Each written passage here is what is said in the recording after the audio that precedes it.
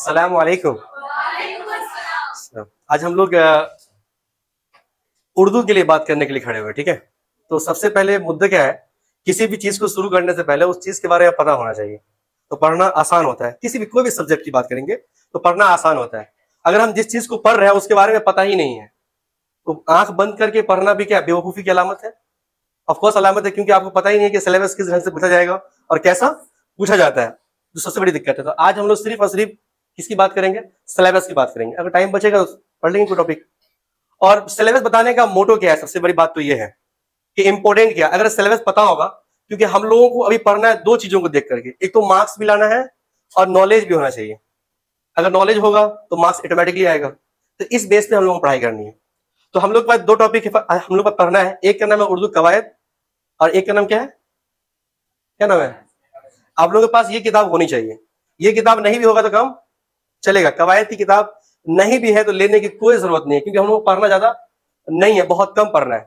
मैं आज आपको ये बताऊंगा कि हम लोग कितना पढ़े कि हम लोगों का स्कोर 90 प्लस आ जाना चाहिए आसानी वे में, ताकि थोड़ा सा पढ़े और नंबर अच्छा खासा भी आ सके। सिलेबस की जानकारी होने से ही हमें ये बात मालूम पड़ती है। स्टार्ट करते हैं एक शेर के साथ कि आज के दौर में कोशिश है इंसानों की, तेरी दीवार से ऊंची मेरी दीवार बने, शानो शौकत के लिए परेशान है रहमतुल्लाह, मेरी तमन्ना है कि तू मेरा किरदार बने। इसी पे हम लोग स्टार्ट करते हैं। और एहसान सर, जानते ही आप लोग इनको, है ना। उन्नति एहसान एक कोचिंग नहीं है, एक फैमिली है। और वो सर जो है आप लोगों को अच्छी चीज देने के लिए ना किसी भी हद तक जा सकते हैं। ये सर की कोशिश होती है हमेशा, और एवरी ईयर कि सर सोचते हैं कि हम बेटर दें। तो हम लोग आते हैं सिलेबस की ओर। देखिए उर्दू का सिलेबस को कितने लोगों को यही नहीं पता होगा उर्दू में इसको क्या बोलते हैं? निसाब बोलते हैं। क्या बोलते हैं इसको? कितना आदमी इसको पढ़ जाएगा? नसाब और निसाब क्या बोलते हैं इसको? अच्छा बताइए, उम्मीद आप में से कितने लोगों को पता था कि सिलेबस को उर्दू में नसाब बोलते हैं? हाथ उठाइए तो। नहीं मालूम था लोगों को? चलिए एक बात तो फर्स्ट स्लाइड में हम लोगों ने सीख लिया। आपका एग्जाम पैटर्न क्या है? 100 मार्क्स का होगा, ये तो पता ही होगा आप लोग आंख बंद करके। इसमें जो है 50 सब्जेक्टिव मार्क्स होंगे और 50 ऑब्जेक्टिव मार्क्स होंगे। ऑब्जेक्टिव के लिए पढ़ने की जरूरत नहीं होती है। बच्चा लोग क्या करता पता है? गाइड से खरीद लेगा, बैठ करके ऑब्जेक्टिव रटना शुरू कर देगा। अगर आप न के बराबर, अगर मैं आपको इतना कह दूं बात ऑन द रिकॉर्ड्स में, कि अगर आप बुक ना भी पढ़े क्लास की, तब भी हम लोग चाहे तो 80 प्लस नंबर स्कोर कर सकते हैं। बुक मैंने क्या बोला? मैं फिर से रिपीट कर रहा हूं, तुम लोग सुनने में कंफ्यूज हो गया हो। बुक ना भी देखें, अरे बुक को इतना हम लोग ध्यान ना भी दें, फिर भी हम लोग 80 प्लस कर सकते हैं। जब हम लोग बिना बुक ना पढ़े 80 प्लस स्कोर कर सकते हैं, तो क्यों नहीं थोड़ा और पढ़ के पूरा पूरा कंप्लीट कर लिया जाए? तो आगे देखते हैं हम लोग सिलेबस हम लोगों को क्या सिखाता है। देखिए सबसे पहला बात है मुख्तसर तरीन सवालात। नाम सुने कभी? उर्दू का एग्जाम देंगे तो ऐसा लिखा रहता है, ठीक है। और इसका मतलब होता है वेरी शॉर्ट टाइप क्वेश्चन। क्या बोलते हैं इसका मतलब? चलो, वेरी शॉर्ट टाइप क्वेश्चन इसका मतलब होता है। मुख्तसर तरीन मतलब वेरी शॉर्ट टाइप क्वेश्चन। ये आपको एग्जाम में पूछे कितने जाएंगे? 20 पूछे जाएंगे, और इसका जो आंसर होगा सिर्फ और सिर्फ एक लाइन में होगा। और आपको मार्क्स कितने मिलेंगे? 2 मार्क्स मिलेंगे। लिखना कितने लाइन में होगा? सिर्फ एक लाइन में बस। और पूछेगा पता क्या आपको? सिर्फ राइटर का नाम पूछेगा, वो पैदा कब हुआ, मरा कब, यही सब बात पूछेगा। वो कहाँ पैदा हुआ, उसकी इब्तदाई तालीम क्या है, स्टार्टिंग एजुकेशन क्या है, जनरल बातें पूछेगा, और आप उसके आराम से कर सकते हैं। तो ये पूछेगा 20, लेकिन हमें बनाना कितना है? ठीक है, चलेगा? बस में है ना? चलिए उसके बाद देखिए तवील सवालात, इसको बोलते हैं लॉन्ग टाइप क्वेश्चन। क्या बोलते हैं इसको? Long type question. कब आप लोगों को पता भी नहीं रहा होगा कि तवील बोलते हैं। हिंदी में पता होगा दीर्घ बोलते हैं, अंग्रेजी में तो सबको पता होगा लॉन्ग बोलते हैं, लेकिन उर्दू में क्या बोलते हैं? तवील सवालात। स्पष्ट मान लीजिए, ये आपको पूछेगा 6 क्वेश्चन, बनाना कितना रहेगा आपको? 3 क्वेश्चन। कितना मार्क्स मिलेगा? 15 नंबर। और इसमें भी सबसे पहली बात, उर्दू जो है ना, जबान जो है ना, वो मोहब्बत की जबान है। सिर्फ आपको हालात जिंदगी पूछ देगा किसी किसी का। मिर्जा गालिब साहब कौन थे, जो पूछा जाता है। अमीर खुसरू साहब कौन थे। मैं क्लास 12 की बात कर रहा हूँ। इसमें ज्यादातर इन दोनों में से किसी एक की जिंदगी के बारे में पूछेगा, मिर्जा गालिब या अमीर खुसरू साहब। एक तो 100% श्योर है, ना भी श्योर कोई दिक्कत नहीं, आगे हमारे पास मंत्र है इसका, देखेंगे। मजमून आप लोग पढ़े होंगे क्लास किसके अंदर? 10th में एग्जाम देकर आए होंगे, वहां पूछता है तो 8 नंबर का या तो 10 नंबर का। बट आपको इंटर में कितना पूछेगा? 5 मार्क्स का पूछेगा, ओनली 5 मार्क्स का। एक होता है खत, मजमून किसके अंदर? 10th में एग्जाम देकर आए होंगे, वहां पूछता है तो 8 नंबर का है तो 10 नंबर का, बट आपको इंटर में कितना पूछेगा? 5 मार्क्स का पूछेगा, ओनली 5 मार्क्स का। एक होता है खत मजमून ऐसे इंग्लिश में, और हिंदी में क्या बोलते हैं? निबंध। बस समझ आ रही है ना? ये इसको लिखने का भी नियम कानून होता है, ऐसा नहीं कि पेज मिला पकड़ के रगड़ दिए तो मार्क्स नहीं मिलेगा आपको। एग्जाम के अंदर ज्यादा लिखने से मार्क्स नहीं मिलता है, सही से लिखने में मार्क्स मिलता है। आपके लिखने का तरीका बेहतर होना चाहिए, जो लिखने का जो रूल्स नियम होता है, कानून होता है, उसको लिखने का बढ़िया होना चाहिए, तभी आपका मार्क्स मिलेगा। उसके बाद है खत दरखास्त। खत अलग चीज होता है, दरखास्त इसको हम एप्लीकेशन बोलते हैं और इसको लेटर बोलते हैं, ठीक है। ये भी आपको पूछेगा, दोनों पूछेगा आपको एग्जाम में, आपको दोनों पूछेगा, खत भी पूछेगा और दरखास्त भी पूछेगा, बशर्त है कि आपको बनाना कौन सा है। मैं बोलूंगा हमेशा हमेशा एग्जाम में जब भी पूछे तो खत छोड़ के क्या लिखे? दरखास्त, क्योंकि ये लिखना आसान होता है और बहुत कम शब्दों में हम लोग अच्छा लिख सकते हैं, जो कि पढ़ेंगे हम लोग आगे।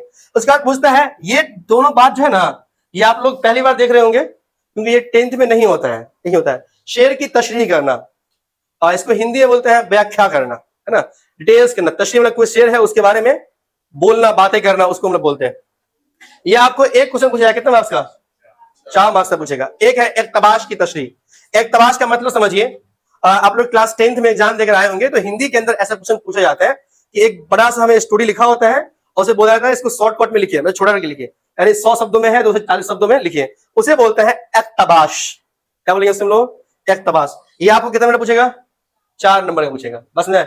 ये 50 नंबर के लिए आपको जो कि पढ़ना है इसके अंदर। इसमें ये दोनों तो आदमी ऐसे बना लेगा, ये तो सिर्फ और सिर्फ कोई बच्चा चाहे तो किताब के फ्रंट पेज का जो होता है ना, क्या बोलते हैं उसको हिंदी में, जो फर्स्ट पेज नहीं होता है, राइटर का नेम सब, वो अगर याद कर लेंगे आप तो आपका अच्छा खासा आप झंडा गाड़ सकते हैं इसके अंदर। ये किताब का नाम सब है, चैप्टर का नाम सब ये आपको किताब में होगा। मैं एक बात आपको बता दूं, इसमें बहुत सारे चैप्टर का नाम है, मैं इतना बोलूंगा तो फिर हम लोग पढ़ेंगे कैसे। टोटल हम लोगों को 40 चैप्टर पढ़ने हैं। कितने पढ़ने? चलो, किसी के पास किताब है उर्दू का तो आप मिला सकते हैं, लेकिन कल जब पढ़ने आइएगा तो सबके हाथों में बुक होनी चाहिए, वरना बुक नहीं होगा तो क्लास से बाहर निकाल देंगे। बिना बुक का पढ़ने नहीं आना है। हम लोग म्यूजियम में थोड़ी आए हैं। समझिए 40 चैप्टर हमारे पास टोटल है। देखिए 20 यहाँ पे है इस स्लाइड के अंदर, अब 20 क्या है इसके अंदर, है ना। इस 40 स्लाइड को, 40 चैप्टर को, ये जो बांटा गया है ना, वो बांटा गया है 4-5 चीजों में। एक बांटा गया है, सबसे पहले हम लोग बोलते हैं अफसाना। अफसाना मतलब किसी लड़की का नाम नहीं, अफसाना मतलब कहानी, झूठी कहानी, स्टोरी लिखी होती है। उसके बाद आपके 12th के अंदर एक नया टॉपिक जुड़ता है, ये सब कहते हैं खाका। आपके किताब में सिर्फ एक ही खाका है, अगर आगे पढ़ेंगे तो बहुत जिंदगी मिलेगा, लेकिन जब 12th में, 10th में सब चर्चा नहीं है। उसका आता है इंटरव्यू। इंटरव्यू होगा, उसमें बहुत सारे चैप्टर्स होंगे, हम लोग पढ़ेंगे। जो शुरू के चैप्टर्स हमारे पास है ना 10, एक इंशाइया भी होता है उसके अंदर। इन सब में सबसे इंपॉर्टेंट और खास चीज हमारा है वो है गजल का सेक्शन, और गजल के सेक्शन से हम लोग काफी अच्छा मार्क्स स्कोर करते हैं। देखो बहुत सारे गजल है कि पूरा पूरा गजल ही बना होगा, सब गजल पढ़ेंगे हम लोग। हम लोगों का मेन फोकस किस पे होना चाहिए? इस पे। ये अगर किसी बच्चे का बेहतर है तो बच्चा अच्छा मार्क्स स्कोर कर सकता है, उसे कोई नहीं रोक सकता है। पहला है हर्फ। अगर आप लोग पढ़ के आए होंगे 12th में, ऐसा ही 10th में पढ़ के आए क्या? हर्फ पढ़े हैं तो हर्फ का पहले हिंदी सोचिए क्या होता है, या इंग्लिश सोचिए। हिंदी में अक्षर बोलते हैं, शब्द कैसे बोलेंगे? शब्द तो लफ्ज को बोलते हैं ना, हर्फ किसको बोलते हैं? वर्ड कैसे हो जाएगा? वर्ड तो लफ्ज हो गया, शब्द बोलते हैं उसी को। अक्षर, अक्षर, लेटर, लेटर को बोलते हैं हर्फ। एक लेटर होता है तो हम लोग एक समझ ए है, एक क्या है? लेटर है। अब बोलते हैं लेटर्स, तो क्या होता है? ABCD सब आया था उसके अंदर। उसी तरह हर्फ की जमा हुरूफ होती है, हर्फ की जमा हुरूफ होती है, बस नेक्स्ट बार ये तो ये हर्फ होता है। आप लोगों को हर्फ नहीं पता है। मैं पूछ दूं आपसे, 12th में क्वेश्चन पूछा जाता है हुरूफ तहजी कितने होते हैं? 152, 52 कितने होते हैं? 52, 52 होते हैं। बताइए हर्फ कितने प्रकार के होते हैं? कौन कौन से? हर्फ 2 तरीके के होते हैं हुरूफ तहजी। एक होता है हुरूफ मुरक्कब, एक होता है हुरूफ मुफरद। मुफरद बोलते हैं अलग अलग हर्फ को, जैसे अलिफ, पे, पे, ते से। ये हम लोग पढ़ेंगे, टॉपिक ही पढ़ेंगे हम लोग। मैं हल्का हल्का सब पे थोड़ा सा आप लोगों को बिंदु कर दे रहा हूं आज, ताकि आप लोगों को समझ में आए कि पढ़ना क्या क्या हम लोगों को है। हर्फ जो है ग्रामर में इतना पढ़ना है। इस टॉपिक को क्लियर करने के बाद आपके 2 बड़े फायदे हैं कि एक भी ऑब्जेक्टिव आप एग्जाम में छोड़कर नहीं आएंगे, क्योंकि 61 ऑब्जेक्टिव पूछे जाते हैं। कितने? लैंग्वेज कोई सा दे दीजिए आप, इंग्लिश दीजिएगा, उसमें भी इतनी ऑब्जेक्टिव पूछे जाते हैं। बाकी क्वेश्चन बुक से होते हैं, इतना क्वेश्चन सिर्फ इससे होता है। अब बताओ, अगर कोई बच्चा सिर्फ ग्रामर पे कर ले, कमांड कर ले, तो उसका तो 50 ऑफ दैट तो रखा हुआ घर में, अपने जेब में रखा हुआ है। 5 नंबर का क्या रखा हुआ, खत, और मजमून कितना, 5 का कितना हुआ, 60 हुआ, 60 नंबर हुआ कि नहीं हुआ। अब 20 नंबर राइटर का नाम रखा हुआ है। मैंने आप लोग बोला था ना, बिना सिर्फ इसको देख के हम लोग पढ़ सकते हैं। और ज्यादा ज्यादा पढ़ना भी नहीं है, खत में आपको सिर्फ और सिर्फ मुश्किल से 2 या 3 लिखाऊंगा बस, इससे ज्यादा मैं लिखाने वाला भी नहीं हूँ। मुझे पता है कि इन दिनों से कोई ना कोई आ जाएगा, क्या पूछेगा वाला, उस बेचारे के पास जितना सिलेबस है उतने पूछेगा। उसके बाद लफ्ज पे, लफ्ज पे, लफ्ज किसे कहते हैं। देखिए आपने 10th में बस इतना ही पढ़ा था कि बाबू एक हर्फ होता है, हर्फ से ना हुर्फ तहज़ी बनती है, ये 2 तरीके के होते हैं, एक होता है मुरक्कब, एक होता है मुफरद। बट यहाँ पे हम लोग बहुत डिटेल्स पढ़ेंगे इसका, ये लफ्ज का बहुत सारा एक्सप्लेनेशन होगा, लफ्ज कहां कहां से होता है, लफ्ज किस तरीके होता है, बहुत डिटेल पढ़ेंगे। तीसरा है जुमला, इसका नाम भी आप लोग सुने होंगे, अंग्रेजी में इसको क्या बोलते हैं, सेंटेंस। मैं इंग्लिश नाम इसलिए बोल रहा हूं क्योंकि भैया आप लोग अंग्रेजी वाले बच्चे सब है ना, इसलिए। जुमला, जुमला क्या बोलते हैं हम लोग के समाज के अंदर ना, जुमला मतलब लोग बोलता है कि ऐसी बात जो फालतू में बोला जा रहा हो, जुमला दिया जा रहा है, दिया जा रहा है। जुमला का मतलब क्या होता है, सेंटेंस। जुमला कितने प्रकार के होते हैं तो बताओगे, अगर इंग्लिश में पढ़े होगा ना सेंटेंस, तो how many types of sentence बता दीजिए, कौन कौन से। इंग्लिश भी याद नहीं है, चलिए। इस्म, आपके अगर पूरे ग्रामर के अंदर, कवायद के अंदर सबसे अगर बेहतरीन टॉपिक है तो वो कौन है, इस्म। सबसे ज्यादा क्वेश्चन पूछेगा आपको, किससे पूछेगा, इस्म से, क्योंकि इस्म खुद ही इस्म नहीं है, उसमें 3 कैटेगरी बना हुआ, माना के एतबार से, लकवी के एतबार से, और वो जेंडर के एतबार से, हर एतबार से बना हुआ है, इसमें खुद ही बहुत बहुत लंबा प्रोसेस है। तो उसके बाद जमीर है। जमीर का मतलब ये नहीं कि वो किसी इंसान का जमीर मर गया हो, वैसा जमीर नहीं, जमीर टॉपिक का नाम है, इसको अंग्रेजी में बोलते हैं प्रोनाउन, और इसम को बोलते हैं नाउन। फेल, ये बहुत लंबा है, इसे पढ़ाने में कम से कम लगेगा 1 हफ्ता, इस टॉपिक को पढ़ाने में, ये बहुत लंबा टॉपिक है। फेल, फेल को वैसे वर्ब बोलते हैं, ये इसको तो आप लोग जानते होंगे, वाही जमा को जानते होंगे, क्या बोलते हैं इंग्लिश में, सिंगल प्लूरल। और 200, 250, 300 याद करने की जरूरत नहीं है, आपके बुक में जितना वाही जमा है ना, उसको अगर आपको बच्चा पढ़ ले तो इनफ है। इसमें फायदा क्या पता है आप लोगों को, 10 पूछता है, बनाना कितना होता है, 5 ही बनाना होता है। 10 पूछता है, बनाना कितना होता है 5। वो तो आंख बंद करके जो पता होगा ना, वो आंख बंद कर लेते, हाँ ये फल्ला फल्ला फल्ला फल्ला, क्योंकि इतना इजी पूछता है, उसमें कोई टफेस्ट क्वेश्चन होता नहीं है। ये जींस, जींस का नाम सुन के आप लोगों को जींस याद आ रहा होगा, नहीं, जींस को बोलते हैं जेंडर बोलते हैं, ठीक है ना। हम लोगों को 2 पढ़ना है, कैसे पढ़ना है, एक मुजक्कर और एक मुअन्नस, यानी एक फीमेल और एक मेल। लेकिन 12th के अंदर इसका नाम को थोड़ा सा मॉडिफाई कर दिया गया है, तो बात को समझिए। हेलो एक्सक्यूज मी, इधर ध्यान दो, यार नहीं पढ़ना तो बाहर जा सकते हैं, कोई दिक्कत नहीं है। जींस, मुजक्कर, मुअन्नस, ये हम लोगों को 12th के अंदर हल्का इसको मॉडिफाई करके पढ़ना है। इसका नाम हो जाता है, मुजक्कर को बोलते हैं तज़कीर और मुअन्नस को बोलते हैं तानीस। ये भी एग्जाम में पूछा जाता है, एमसीक्यू में अच्छा खासा क्वेश्चन होता है इससे। और ये जो बात लिखी हुई है बुआ, ये गलत लिखा हुआ है, ठीक है, इसकी जगह होगा यहाँ पे जिद और एक होगा मुतजाद। क्या होगा, चलो, जिद और मुतजाद। ये वर्ड जो है ना, ये समझ ही नहीं रहा था बेचारा, जिद और मुतजाद। देखिए दोनों में ना थोड़ा सा फर्क है, लगभग लगभग लोग सेम बोल देते हैं, लेकिन हल्का क्या है, दोनों में फर्क है। क्वेश्चन में जिद भी कहते हैं या तो अजदाद भी कहते हैं, जिद या अजदाद, इसका मतलब होता है अपोजिट वर्ड्स। अब मुतजाद का मतलब होता है पर्यायवाची, क्या होता है, पर्यायवाची। लेकिन बहुत सारे लोग बोल देते हैं कि दोनों एक ही है, बट ये दोनों एक नहीं है। कभी बताओ, कई पॉसिबिलिटी देखो ना, ये कहाँ अपोजिट वर्ड है, पर्यायवाची किस बोलते हैं हम लोग, जो उसके ऐसा वर्ड मिलता हो। यहाँ दिन रात हो रहा है, रात दिन हो रहा है। यहाँ देखो, आंख को बोलेंगे तो हम लोग क्या क्या बोल सकते हैं, आसमान को बोलेंगे तो क्या क्या बोल सकते हैं, बहुत सारी बातें बोल सकते हैं हम इसके बारे में। यहाँ मुतजाद अलग से लिखा हुआ। एक मुहावरा, मुहावरा तो आप लोग पता ही होगा, नाच ना है तो आंगन टेरा, सुनिए आप लोग मुहावरा। ये मुहावरा आपको 5 मिनट में पूछेगा, कितना पूछेगा, तो जो लॉन्ग टाइप क्वेश्चन आपका है ना, तवील क्वेश्चन, कहां गया, ये रहा। इसमें जो है 2 क्वेश्चन आपको कहां से पूछेगा, ग्रामर से पूछेगा, हाँ फिक्स है। 2 तो हमारा बन गया, कितना बन गया, ये तो भैया आंख बंद करके बनना चाहिए, ये भी आंख बंद करना चाहिए, और ये भी आंख बंद करके बनना चाहिए, और ये भी। तो सर आंख बंद करके कैसे बनेगा, सिंपल सा क्वेश्चन। देखिए शेर का मतलब होता है कि कोई भी शायरी पढ़ेंगे ना, कोई शेर पढ़ देंगे, ठीक है, कोई शेर पढ़ दे, दस्त दस्त दरिया भी न छोड़े हमने, बहर जुल्मात में दौड़ा दिए घोरे हमने। अब ये शेर है, इस शेर ये क्या कहना चाहता है, ये शेर को किसने लिखा है, इसके बारे में 2-4 लाइन लिख देना है और लंबा चौड़ा नहीं लिखना है। ये बात मैं कर बोला सर 4 मार्क्स का है सर, लंबा लिखेंगे 1 पन्ना लिखेंगे तब मार्क्स देगा, कोई जरूरत नहीं है। लिखने का पैटर्न अच्छा होना चाहिए आपका कि लिखना कैसे एग्जाम में, क्योंकि हमें उसको ये मतलब नहीं है कि आप कितना लिख रहे हैं, उसको ये मतलब है कि आप क्या लिख रहे हैं, ये मैटर करता है। तो ये भी आपका आसानी से बनेगा। ये तो समझ लीजिए आप लोगों का घर में रखा हुआ मार्क्स है, इसमें से कुछ क्वेश्चन आपका क्या है घर में रखा हुआ, ये जाना पहचाना है। आप लोगों का एग्जाम कब होगा, फरवरी में एग्जाम होगा, सिंपल सी बात है, या तो रमजान पूछेगा तो बकरीद पूछेगा, फिक्स है, ठीक है, खत्म। याद है इसमें दुनिया के अंदर दुनिया को लीडर है जो बिहार बोर्ड 2011 से 2024 तक वही क्वेश्चन पूछता है हमेशा हमेशा, तो ये भी फिक्स है। ये दोनों फिक्स आपका। शेयर की तशरीह करना मान लो थोड़ी देर के लिए सर मुझे नहीं आ रहा है, ये गोली मार दीजिए उसको इसमें, तो ये तो सर बनना ही चाहिए। दूरी कितना हुआ 5-5-10, इसमें से 2 बनेगा आपसे, चलो 1 नहीं बनाना है हमें, लेकिन 6 में से आधा आधा क्वेश्चन बनाना है। क्वेश्चन क्यों नहीं बनेगा? अब अगर स्टूडेंट इस सिलेबस के हिसाब से मार्क्स न उठाए तो आई थिंक बच्चे की बेवकूफी है, या तो फिर आप पढ़ नहीं रहे हैं, आप धोखा कर रहे हैं। आपको ये लग रहा है धोखा हम किसको दे रहे हैं, तो खुद को दे रहे हैं।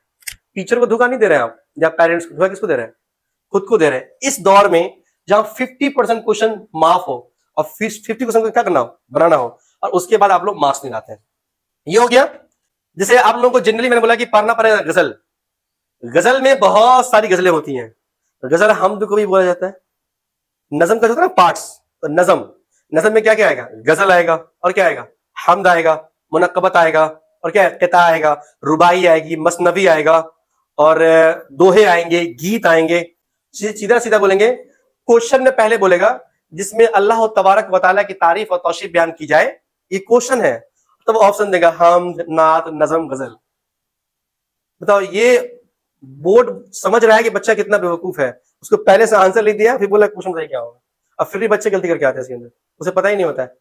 बताइए हम किसे कहते हैं, जिसमें अल्लाह की, तो एग्जाम में अल्लाह तारीफ खत्म हो जाएगा, जिसमें अल्लाह तबारक व तआला की तारीफ और तौसीफ बयान की जाए। बात तो गौर से सुनिएगा, मैं आप लोगों को कल लिख के लाना है, मैं चेक करूंगा कॉपी। तो हम किसे कहते हैं, जिसमें अल्लाह तबारक व तआला की तारीफ और तौसीफ बयान की जाए, उसे हम लोग हमद कहते हैं। नात, जिसमें रसूल सल्लल्लाहु अलैहि वसल्लम की तारीफ और तौसीफ बयान की जाए, उसे हम लोग क्या कहते हैं, नात कहते हैं। आप लोग 10th नहीं पढ़े होंगे, वैसे आप लोगों को लिखा हुआ मिलेगा, कल लिख सकते हैं, कोई दिक्कत नहीं, मैं आज खाली समझा दे रहा हूं आप लोगों को। और मरसिया, तो सर ये सारी टॉपिक हम लोग 10वां में पढ़ के आए थे, फिर घूम के आ गया सर, इससे अच्छा हम लोग तो 10वां ग्रामर पढ़ लेंगे, पास कर जाएंगे, बट नहीं, यहाँ मरसिया बहुत लंबा पढ़ना है। मरसिया दुनिया में कैसे आया, दुनिया में कैसे लाया गया, सबसे पहले मरसिया को किसने बनाया, लिखने वाले का नाम क्या है, कहाँ का व्यक्ति है जिसने मरसिया लिखा, तो ये सब पढ़ना हम लोग यहाँ पे। मैं सिर्फ आप लोगों को वर्ड का थोड़ा इंट्रो दे रहा हूँ।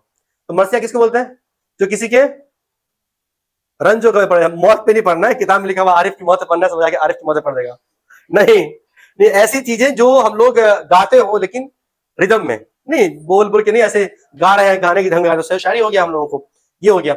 और उसके बाद क्या आता है हम लोगों का, गजल। बताइए गजल, गजल तो सब बोल देगा मेरे ख्याल से, क्या बोलिए गजल।